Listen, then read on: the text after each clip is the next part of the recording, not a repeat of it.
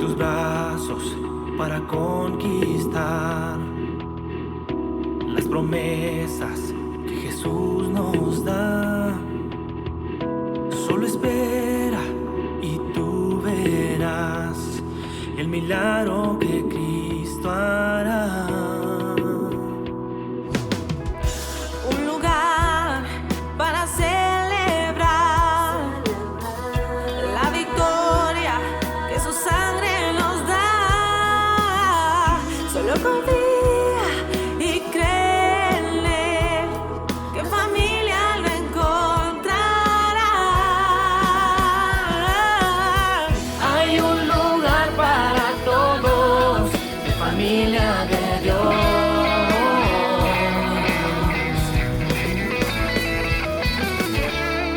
En familia de Dios.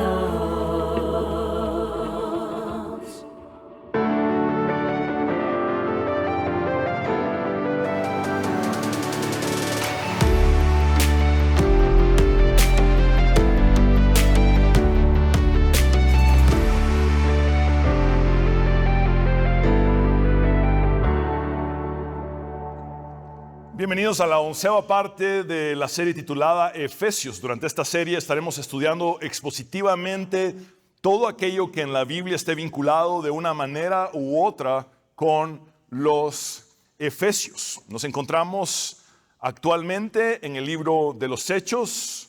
Luego adentraremos nuestra atención en la totalidad de la carta del apóstol Pablo a los Efesios, abarcando lo que es la teología, la doctrina y la aplicación práctica de la misma, y finalizaremos con el mensaje del deslumbrante Cristo glorificado a la iglesia de Éfeso en el Apocalipsis.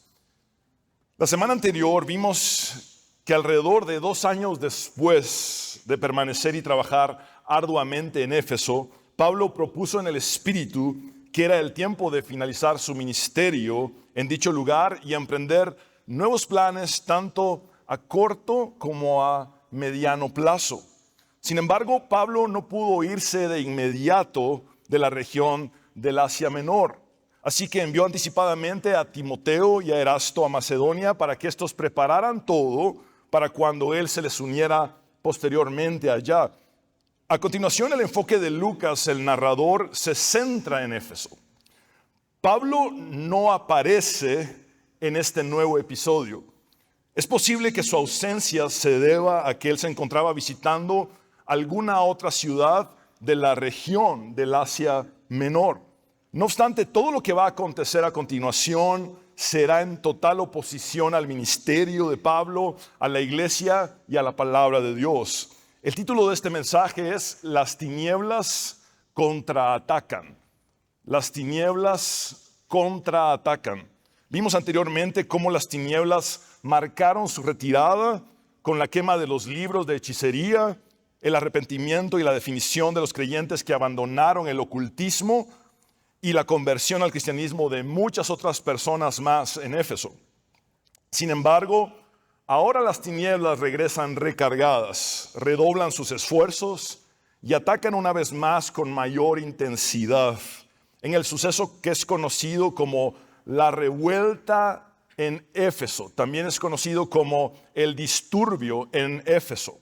Al colocar el acontecimiento de la revuelta en Éfeso, seguida de la inminente partida del apóstol Pablo de dicha ciudad, Lucas presagia los eventos futuros de la vida del apóstol que estaba a punto de perder su libertad y presenta esta narración como un ejemplo final del cristianismo que se encuentra bajo constante ataque y oposición.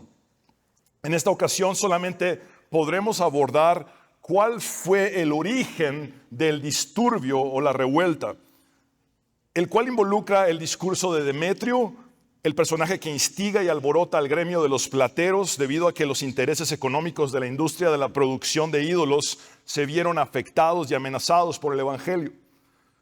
Todo esto desembocará en un significativo motín en contra del cristianismo. Leamos nuestro texto base comprendido de 5 versículos en Hechos capítulo 19, versículos del 23 al 27, en el nombre del Padre, del Hijo y del Espíritu Santo. Por aquellos días se produjo un gran disturbio a propósito del camino. Un platero llamado Demetrio, que hacía figuras en plata del templo de Artemisa, proporcionaba a los artesanos no poca ganancia. Los reunió con otros obreros del ramo y les dijo: compañeros, ustedes saben que obtenemos buenos ingresos de este oficio. Les consta además que el tal Pablo ha logrado persuadir a mucha gente, no solo en Éfeso, sino en casi toda la provincia de Asia. Él sostiene que no son dioses los que se hacen con las manos. Ahora bien, no solo hay peligro de que se desprestigie nuestro oficio, sino también de que el templo de la gran diosa Artemisa sea menospreciado y que la diosa misma, a quien adoran toda la provincia de Asia y el mundo entero, sea despojada de su divina majestad. Observen que aunque Pablo está en gran parte ausente de esta escena, él permanece en el centro de la controversia y la polémica. Esto nos lleva al punto número 1, la oposición masiva contra el camino. Leamos nuevamente el versículo 23 de nuestro texto base. Por aquellos días se produjo un gran disturbio a propósito del camino. Llamo su atención a que la palabra camino está con C mayúscula. El camino fue el primer nombre que se le dio al movimiento cristiano en los inicios de la iglesia primitiva. Así es, los creyentes de la iglesia primitiva eran conocidos como los del camino. Dicho de una manera más explicativa, si a un discípulo de Jesús le hubieran preguntado en el primer siglo, ¿cuál es tu fe y a qué grupo perteneces? Este hubiera respondido: yo soy del camino, pertenezco al camino. El camino es el nombre más antiguo para la comunidad de aquellos que confesamos a Jesús como el Mesías de Dios. Lucas utiliza la palabra camino con este sentido en 5 ocasiones a lo largo del libro de los Hechos. Es importante recordar que el origen de nuestra identidad como iglesia, como comunidad de creyentes en Jesús, se encuentra en este nombre, el camino, porque Jesús es el camino. El nombre camino significa que el cristianismo es más que una creencia o un conjunto de doctrinas. Si bien el cristianismo sí involucra estas cosas, es más que esto, porque seguir a Jesús es una forma de vivir tanto como de creer. Seguir a Jesús es una forma de vivir tanto como de creer. Somos cristianos no solo por lo que creemos, sino también por la forma en la que nos conducimos. Y eso es muy importante tenerlo presente. Insisto en esto, Jesús es el camino. Y al andar y pertenecer al camino, inevitablemente recibiremos oposición de las tinieblas. Lucas quería que sus lectores entendiéramos que la revuelta que se está gestando será en contra de todos los creyentes del camino, no solo contra Pablo. Cuando somos parte y estamos en el camino, tenemos garantizado el ataque y el rechazo de un mundo caído que es hostil contra el evangelio porque está bajo el maligno. Es maravilloso experimentar que seguir a Cristo, quien es el camino, nos libera de la dependencia y la idolatría a los falsos y diminutos dioses e ídolos de la cultura reinante actual. Asimismo, indefectiblemente el camino perturba e incomoda las prácticas malignas que contradicen el reino y la palabra de Dios. Eso es exactamente lo que sucedió en Éfeso. Esto nos lleva a comprender que tanto en los tiempos de Pablo como en nuestros días, el verdadero evangelio choca con los intereses mezquinos del engaño. Se lo repito, el verdadero evangelio choca con los intereses mezquinos del engaño. Es por esto que la oposición al camino es, en última instancia, una buena señal para nosotros. Porque evidencia que estamos permaneciendo en la verdad de Dios, que no nos estamos dejando arrastrar por la corriente de este mundo. Charles Spurgeon dijo acertadamente que los cristianos no corren peligro cuando son perseguidos, sino cuando son admirados. El pastor Santiago escribió que la amistad con el mundo es enemistad contra Dios. Aunque el disturbio que se avecina en el relato desafiará a los del camino, la atención que el Evangelio recibe demuestra que la palabra de Dios impactó y sacudió a Éfeso y a toda la región del Asia Menor. Precisamente en Éfeso, la verdad del Evangelio permeó hasta golpear el negocio lucrativo de la falsa religión supersticiosa y la idolatría. La verdad colisiona con la mentira. El ministerio choca con el negocio religioso lucrativo. No es lo mismo un ministerio que un negocio religioso lucrativo. Son dos cosas opuestas. De hecho, en nuestro estudio anterior vimos cómo durante este tiempo Pablo coordinó la colecta más grande de la iglesia primitiva con la finalidad de llevar a los pobres este recurso en Jerusalén, porque habían estado pasando por una hambruna prolongada. Para Pablo, entregar este donativo a los pobres de Jerusalén conllevaría perder su libertad e incluso la posibilidad de perder su vida. A esto es lo que llamamos cristianismo. Este es un verdadero ministerio. Cuando alguien está dispuesto a renunciar a su propia voluntad por hacer la voluntad de Dios, eso es ministerio. Cuando alguien está dispuesto a renunciar a su propia comodidad por hacer lo que Dios le manda hacer, eso es ministerio. Cuando alguien está dispuesto a perder su libertad e incluso a dar su vida por la causa de Cristo, eso es ministerio. Ahora, vemos un rotundo contraste entre un verdadero ministerio como el que Pablo ejerció y un negocio religioso idolátrico sumamente rentable. Esto nos lleva al punto número 2 y final. Mamón traspasa fronteras, tiempos y culturas. Mamón traspasa fronteras, tiempos y culturas. Hago un paréntesis acá en la narrativa para explicar a qué me refiero por mamón. Jesús dijo en el Sermón del Monte: nadie puede servir a dos señores, pues menospreciará a uno y amará al otro, o querrá mucho a uno y despreciará al otro. No se puede servir a la vez a Dios y a las riquezas. La palabra para riquezas que Jesús dice aquí es mamoná, que en su sentido más básico significa dinero y posesiones. Observemos que la antigua versión de la Reina Valera 1909 translitera el término de origen arameo que Jesús dice con un sentido personificado.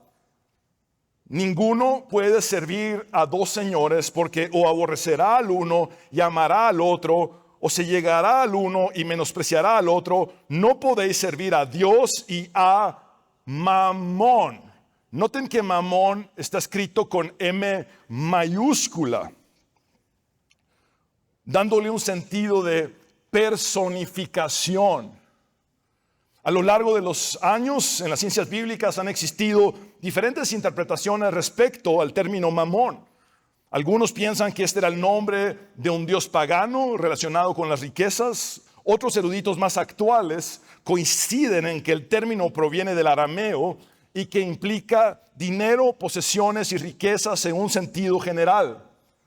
Lo cierto es que cualquiera que sea el origen de la palabra, el significado es claro.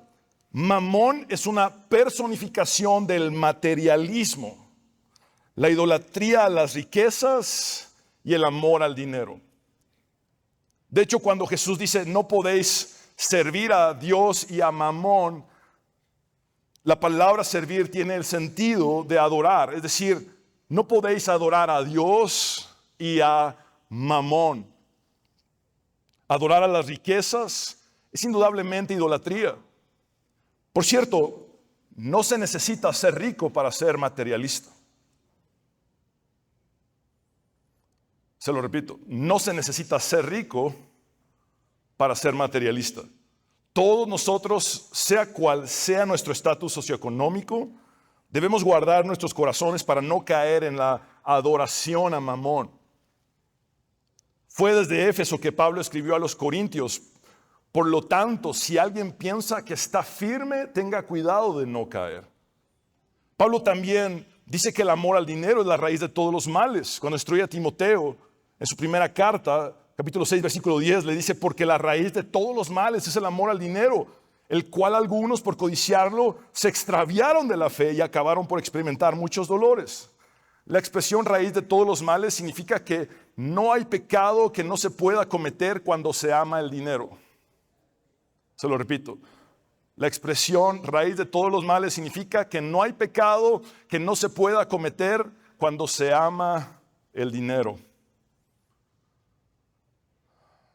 El apóstol Pedro dijo que cada uno es esclavo de aquello que lo ha dominado. Pastoralmente siento mucha carga por aquellos que son esclavos del materialismo, porque están expuestos a caer en toda clase de males y a la vez están sentenciados a la insatisfacción absoluta y al vacío. La sabiduría de Eclesiastés, atribuida a Salomón, uno de los personajes más ricos de la historia, nos dice que quien ama el dinero, de dinero no se sacia. Quien ama las riquezas nunca tiene suficiente. También esto es vanidad, es vapor, es hevel, es algo efímero, algo que se desvanece, algo que no tiene sentido. Alguien podría estarse preguntando, pero ¿qué tiene que ver Mamón con la revuelta o el disturbio en Éfeso y con Artemisa o Diana de los Efesios? Y la respuesta es en una sola palabra: todo. Tiene todo que ver. Volvamos entonces a la cronología de nuestro texto base. Recalco esto mientras que Pablo estaba coordinando cómo ayudar generosamente a los pobres de Jerusalén que estaban atravesando una hambruna prolongada. En Éfeso, la codicia de los que trabajaban en la industria de la idolatría origina una revuelta contra los del camino. Este es un contraste muy marcado entre ministerio y negocio lucrativo, o entre ministerio y negocio religioso lucrativo, para ser más exactos. John Stott dice acerca de la turba en Éfeso lo siguiente: en el fondo el disturbio no fue ni doctrinal ni ético, sino económico. Veamos el versículo 24 de nuestro texto base. Un platero llamado Demetrio, que hacía figuras en plata del templo de Artemisa, llamada Diana por los romanos, proporcionaba a los artesanos no poca ganancia, es decir, les generaba muchísimo dinero. Observen que el negocio de la falsa religión idolátrica, supersticiosa, del culto a Artemisa o Diana era sumamente rentable. Y que el motivo principal del motín que se estaba gestando contra los cristianos era mamón, es decir, el amor al dinero, el materialismo. La fama de la falsa diosa Artemisa era grande. Esta abarcaba prácticamente todo el mundo conocido de la antigüedad. Su templo en Éfeso era enorme. De acuerdo con Pausanias, quien era un viajero geógrafo e historiador del siglo II después de Cristo, el tamaño del templo de Artemisa cuadruplicaba el tamaño del Partenón de Grecia. Este era un recinto imponente. Dicho templo es considerado como una de las 7 maravillas del mundo antiguo, del cual solamente quedan ruinas en la actualidad en la región de la Turquía actual, como podemos apreciarlo en esta fotografía. Pero que en los tiempos de Pablo se habría visto de la siguiente manera, sumamente imponente. Evidentemente la idolatría en Éfeso también estaba vinculada con el turismo y el comercio. Miles de personas visitaban dicha ciudad para acudir al templo de Artemisa o Diana y compraban artículos relacionados con el culto a esta falsa diosa. Éfeso era un destino turístico idolátrico, sumamente importante.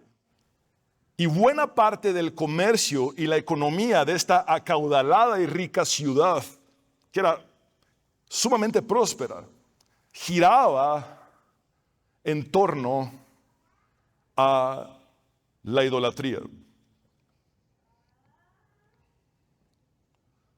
Los plateros hacían réplicas en miniatura del templo de Artemisa y figuras de esta diosa que vendían y les generaban grandes ganancias. La apariencia de Artemisa de Éfeso era así. Podemos visualizarla en la siguiente fotografía. Esta es precisamente una estatua de mármol de la Artemisa o Diana de Éfeso que data del siglo II, no mucho tiempo después de Pablo, y que se encuentra en el Museo de Selçuk en Turquía. Veamos un acercamiento a la parte superior de esta falsa diosa. La estatua de Artemisa tiene un tocado en la cabeza y un collar del zodiaco que indica su poder sobre el destino y el control que ella tiene sobre las estrellas. También esta tiene animales a cada lado de su cabeza y una gran cantidad de glóbulos que decoran su pecho. Estos podrían representar senos, escrotos de sacrificio que le eran rendidos e incluso huevos. El sentido es de fertilidad. Esta diosa garantizaba fertilidad. Veamos un acercamiento a la parte inferior de esta falsa diosa. Su falda está llena de motivos de animales. Todas estas imágenes hablan de su control sobre varios tipos de espíritus relacionados con la vida silvestre y la naturaleza. La dignidad y la beneficencia para los habitantes de Éfeso era dependiente, según estos, de Artemisa. Ella era considerada su protectora y salvadora, la reina de los cielos. Demetrio y los demás plateros habrían hecho ídolos en miniatura de esta diosa que luego vendían en el mercado. Demetrio y los demás plateros generaban muchísimo dinero. La perdición del platero llamado Demetrio era cuádruple. Demetrio era un adorador de ídolos, era un fabricante de ídolos, era un vendedor de ídolos y era un fomentador o promotor de la adoración a estos ídolos. Además, Demetrio parece haber sido el líder del gremio de los plateros, ya que el versículo 25 nos dice que los reunió con otros obreros del ramo, es decir, con todos aquellos que se dedicaban a la fabricación de ídolos, a la industria idolátrica. Y les dijo, es a partir de aquí que inicia el discurso de Demetrio que instigará y provocará la revuelta en contra de los del camino. Demetrio expresa, compañeros, ustedes saben que obtenemos buenos ingresos de este oficio. Noten cómo el punto de partida es económico. El punto de partida es dinero. Riquezas. Versículo 26. Les consta además que el tal Pablo ha logrado persuadir a mucha gente, no solo en Éfeso, sino en casi toda la provincia de Asia. Él sostiene que no son dioses los que se hacen con las manos. El contenido de la acusación revela que Pablo ha sido fiel en su predicación a la palabra de Dios en medio de una cultura sumida en la idolatría. Éfeso era una ciudad llena de idolatría y Pablo se paró firme. Los que son hechos de manos de hombres no son dioses. Ahora, observen cómo a partir del versículo 27, al argumento económico, Demetrio le añade un argumento religioso, supersticioso, espiritualizado. Demetrio continúa diciendo, ahora bien, no solo hay peligro de que se desprestigie nuestro oficio, sino también que el templo de la gran diosa Artemisa sea menospreciado y que la diosa misma, a quien adoran toda la provincia de Asia y el mundo entero, sea despojada de su divina majestad.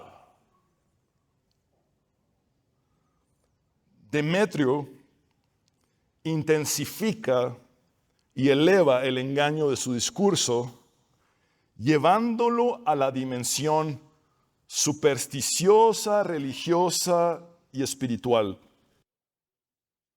Pero además le añade un toque de patriotismo.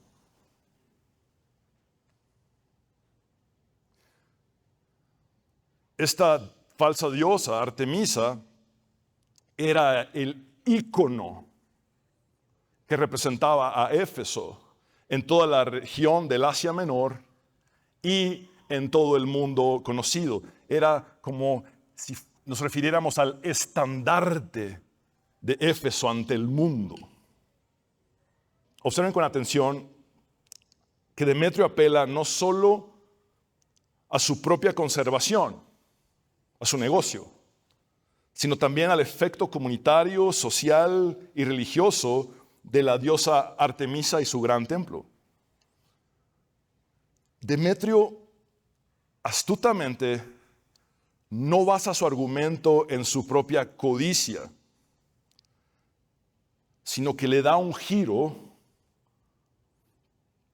para maquillar su codicia como si esta fuera un celo religioso y patriótico.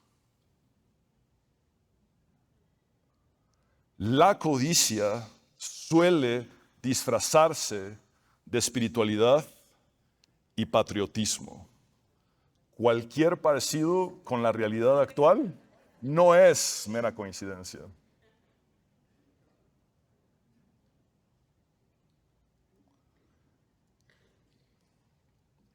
En el siglo VIII antes de Cristo, el profeta Miqueas denunció esta combinación de hipocresía, de codicia y ambición de poder que se disfraza de espiritualidad y patriotismo. Quiero ponerlos un poco en contexto. Miqueas fue un profeta que buscó la justicia social para su nación. Y Miqueas denunció la confabulación entre dos élites: la élite religiosa corrupta y la élite política corrupta.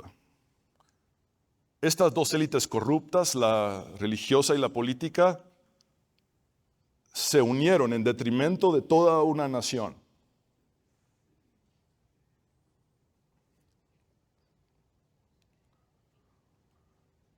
Porque tenían mucha facilidad en hacer alianzas. Tenían dos fines en común: poder y dinero.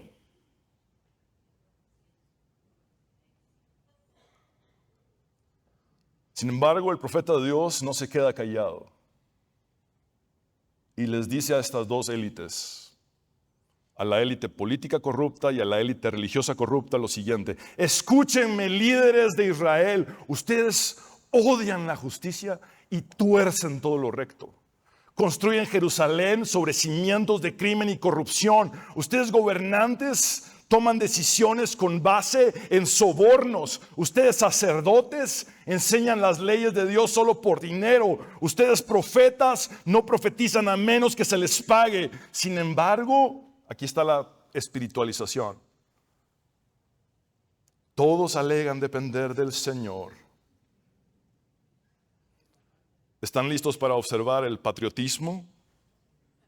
Nada malo nos puede suceder, dicen ustedes, porque el Señor está entre nosotros. Este patriotismo, esta falsa seguridad, era porque estaban en la ciudad santa, Jerusalén. Estaban en Israel, entonces decían: somos la nación de Dios, nada nos puede acontecer. No obstante, Dios les dice por medio de su profeta cuáles serían las consecuencias de su confabulación corrupta como políticos y religiosos. Por causa de ustedes, el monte Sión quedará arado como un campo abierto. Jerusalén será reducida a escombros, un matorral que será en las cumbres donde ahora se encuentra el templo. Volvamos al Nuevo Testamento, al primer siglo, a la cronología de nuestro texto base, a la narrativa de Hechos. Al registrar el discurso del platero, Demetrio, Lucas muestra cuán profundamente el evangelio sacude el corazón y el sistema del paganismo. Esto nos lleva a comprender que cuando la verdad del evangelio es predicada, aquellos que lucran y se enriquecen del engaño y la falsedad espiritual temen por sus negocios. El evangelio verdadero tiene efectos económicos. Los ha tenido desde el primer siglo hasta nuestros días. La palabra de Dios desenmascara el fraude de la explotación financiera espiritualizada. El evangelio verdadero golpea el sistema de la religión corrupta. Un ejemplo más reciente de esto lo tenemos en la Reforma Protestante del siglo XVI. El fraile dominico Johann Tetzel se subía a los púlpitos y presentaba a las indulgencias como el más precioso don de Dios, ya que según él estas indulgencias podían comprar la salvación del alma e incluso anular los pecados de personas fallecidas que se encontraban en el ficticio purgatorio. Tetzel, con una cruz en la mano, solía decir esta famosa frase: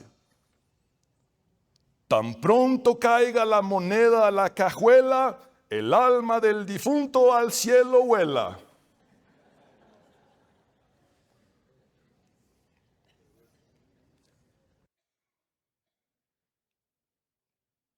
Gracias a Dios que a ustedes les causa risa.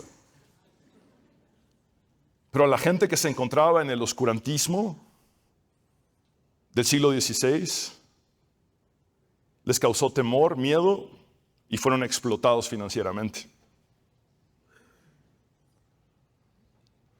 ¿Encuentran las similitudes entre Demetrio del siglo I y Johann Tetzel en el siglo XVI?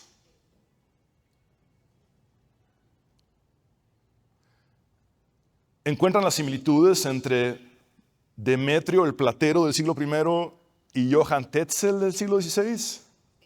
¿Sí? ¿Qué los movía? Mamón.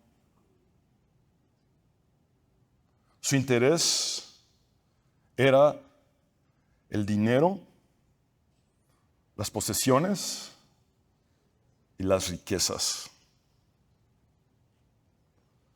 Este fue el detonante que llevó a Martín Lutero a publicar sus 95 tesis. La tesis 62 dice: el verdadero tesoro de la iglesia es el santísimo evangelio de la gloria y de la gracia de Dios. Seamos honestos. En el tiempo presente, la iglesia evangélica necesita desintoxicarse y abandonar prácticas que son tan malas o peores que las indulgencias del siglo XVI que Lutero y los demás reformadores denunciaron. Tóxicas, muy bien. Prácticas tóxicas. Me refiero a prácticas erróneas actuales como pactar con dinero por tu milagro. O ven y dale una bofetada a Mamón y no saben que quien les está llamando es un adorador de Mamón.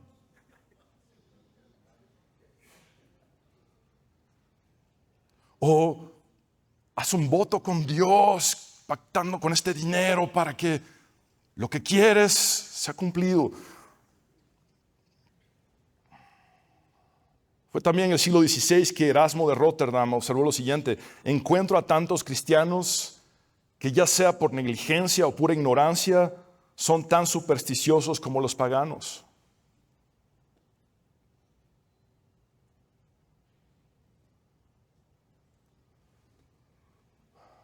Les dije la semana anterior la frase del teólogo brasileño que dijo: Cristo vino a quitar tus pecados, no tu inteligencia.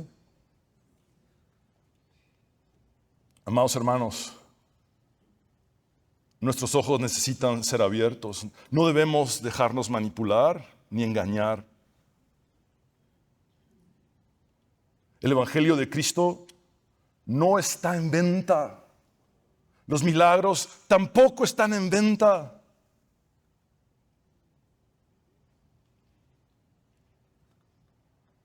Nuestra relación con Dios no es contractual, no es un canje.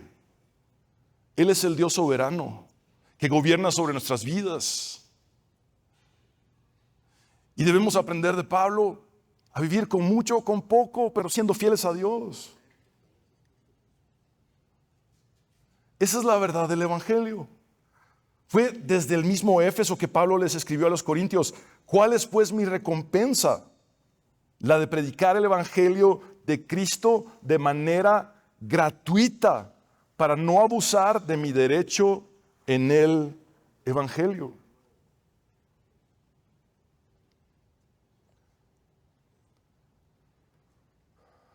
Esta es la conclusión de este mensaje. El mensaje del Evangelio no siempre trae la paz y la tranquilidad que muchos imaginan que debería traer. En cambio, a menudo crea agitación y oposición. En el Sermón del Monte Jesús dijo: bienaventurados o felices los que padecen persecución por causa de la justicia, porque de ellos es el reino de los cielos. Bienaventurados o felices serán ustedes cuando por mi causa los insulten y persigan y mientan y digan contra ustedes toda clase de mal. Gócense y alégrense, porque en los cielos ya tienen ustedes un gran galardón, pues así persiguieron a los profetas que vivieron antes que ustedes. Jesús dice que cuando somos perseguidos por su causa, somos verdaderamente felices. Esto parece ser una paradoja, pero es la verdad del Evangelio.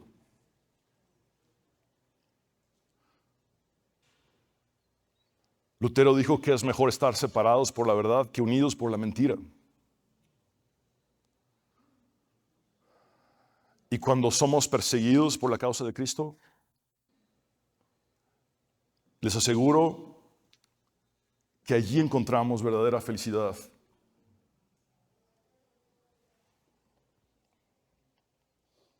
Ahora bien, que nos persigan realmente por la causa de Cristo, no por la causa de Mamón.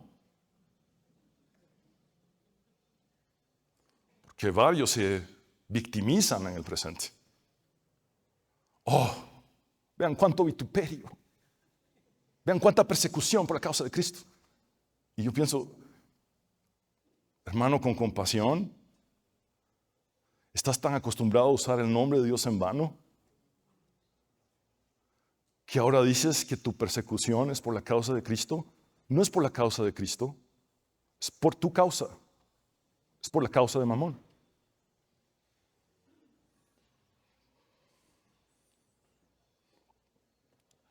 No es lo mismo ser perseguido por la causa de Cristo que por la causa del pisto.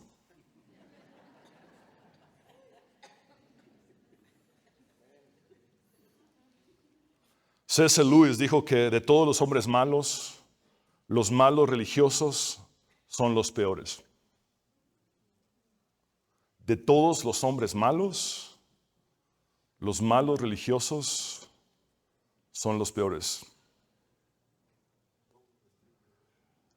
El engaño de Mamón trasciende el tiempo, las fronteras, la geografía y los contextos hasta nuestros días.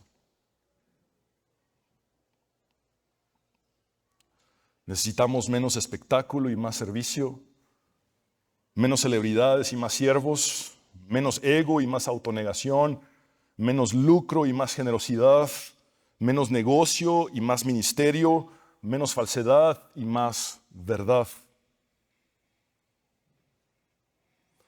En nuestro próximo estudio veremos cómo el discurso de Demetrio fue sumamente efectivo para alborotar a los fabricantes de ídolos y provocar un estallido social en contra de los del camino, es decir, en contra de los cristianos. Por ahora, quiero invitarlos a reflexionar y a orar en la palabra de Dios que hemos escudriñado. Que el Señor nos dé discernimiento, que el Señor agudice nuestro entendimiento, que podamos ver en el Espíritu y entender realmente la batalla espiritual en la que nos encontramos, la lucha espiritual, que podamos en verdad ver incluso el engaño de nuestro propio corazón, que es capaz de espiritualizar la codicia o de patriotizar la codicia.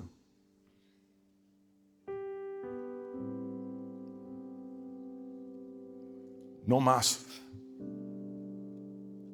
Que sea el Espíritu Santo el que nos convenza de pecado y quebrante nuestros corazones, quitando todo disfraz, todo maquillaje que le hemos puesto a la codicia. Codicia es codicia. Aunque se espiritualice es codicia, y aunque se nacionalice o patriotice es codicia. Que Dios tenga misericordia de nosotros, que Dios tenga misericordia de su iglesia, y que prediquemos y vivamos el único santo evangelio de Jesús. Cuando la luz de Dios llega, inevitablemente chocará con las tinieblas. Cuando la verdad de Dios llega, inevitablemente chocará con la mentira. Cuando la adoración verdadera llega, inevitablemente chocará con la idolatría.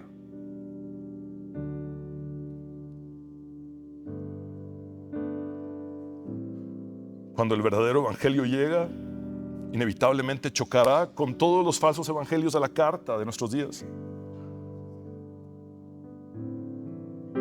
Cuando un verdadero maestro predica la palabra, chocará con todos los falsos maestros. Cuando un verdadero profeta del mensaje de Dios, como lo hizo Miqueas, chocará con todos los falsos, con todos los farsantes.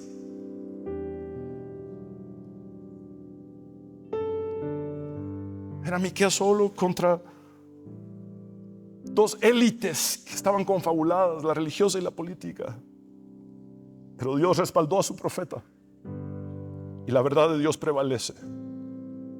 No me avergüenzo del evangelio porque es poder de Dios para salvación. Si alguno quiere venir en pos de mí, niéguese a sí mismo, tome su cruz y sígame. Somos cristianos. Eso es lo que somos, cristianos. Somos los del camino en el siglo XXI. Porque más que tener un conjunto de creencias y doctrinas, también tenemos una manera de vivir que refleja lo que creemos. Ese es nuestro caminar cristiano, nuestro andar cristiano. Les invito a orar. Señor, te damos gracias porque tu palabra es viva y eficaz y más cortante que toda espada de dos filos. Señor, es maravilloso ver cómo tu palabra, Señor, siempre tiene un mensaje relevante, un mensaje vigente, porque el cielo y la tierra pasarán, pero tus palabras no pasarán. Señor, gracias por hablarnos. Gracias por abrir nuestros ojos, por darnos entendimiento y discernimiento. Señor, que podamos empezar desde nosotros mismos, porque nuestro corazón es engañoso. Quizás sea fácil ver los errores ajenos, pero debemos empezar por nosotros mismos. Debo empezar de mí mismo a decirte: Señor, escudriña mi corazón y ve si hay algo en mí que no te agrade. Cámbiame. Estoy dispuesto a ser transformado por ti.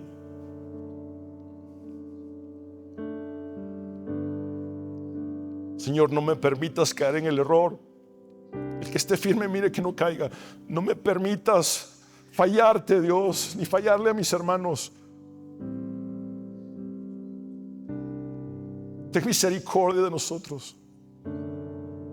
Guíanos con tu Espíritu Santo a toda verdad, aún en medio de la confusión tan grande de nuestros días. Señor, que jamás seamos adoradores de Mamón, Porque tú, Jesús, dijiste que el Padre sigue buscando a los verdaderos adoradores, que le adoren en espíritu y en verdad. Henos aquí. Queremos solo adorarte a ti, Señor, y no a Mamón, no a las riquezas, no a las posesiones, no al materialismo, sino a ti, Jesús, a ti, Dios verdadero. Nuestra vida es tuya, te pertenecemos. Separados de ti nada podemos hacer. Sin ti nada tiene sentido. El mismo dinero provoca más vacío cuando se ama el dinero. El mismo dinero expone a una persona a toda clase de males y corrupción. El amor al dinero es la raíz de todos los males. No queremos amar el dinero, queremos amarte a ti, Dios. Cueste lo que cueste, conlleve lo que conlleve. Tengamos que aprender a vivir con poco, o un día tú nos des mucho. Que nunca nuestro corazón se desvíe de esta única verdad, que solo tú debes ser adorado, exaltado, que solo tu verdad debe ser predicada, que solo el evangelio de Cristo debe ser comunicado, y que nunca nuestro apego y nuestro afecto debe estar sobre las posesiones y las riquezas. Tú eres todo lo que anhelamos. Como el salmista diría: ¿a quién tengo yo sino a ti? Y fuera de ti nada deseo en la tierra. Nada que este mundo ofrezca lo deseo. Te deseo a ti, Dios. Quiero buscar tu reino y tu justicia y ver cómo todas las demás cosas son añadidas, porque tú cuidas de nosotros. Tú eres nuestro Padre Celestial. A ti sea la gloria, Padre, Hijo y Espíritu Santo. Quiero hablar contigo, hombre y mujer, que necesitas entregar tu vida a Jesús. Haz esta oración de fe conmigo. Habla con Dios como nunca antes lo has hecho y dile: Señor Jesús, reconozco que soy pecador, pero también sé que tú moriste en la cruz para perdonar mis pecados y que resucitaste al tercer día para darme la victoria y la vida eterna. Sálvame, Jesús. Creo en ti. Sé mi Señor y Salvador eternamente. Cámbiame y transfórmame. Me entrego a ti tal cual soy, tal cual estoy, creyendo que tú puedes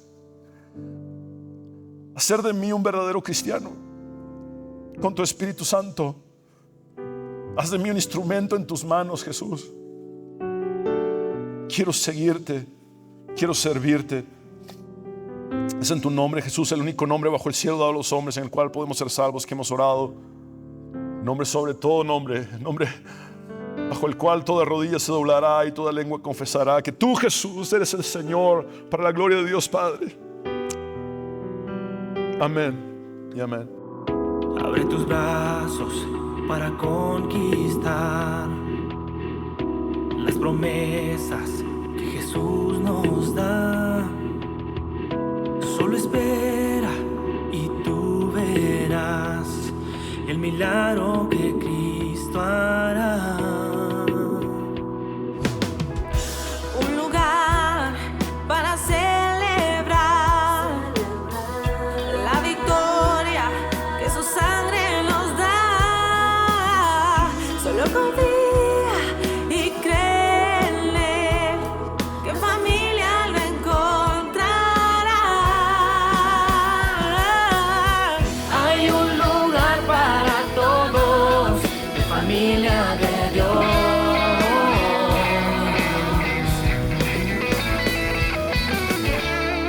En familia de Dios.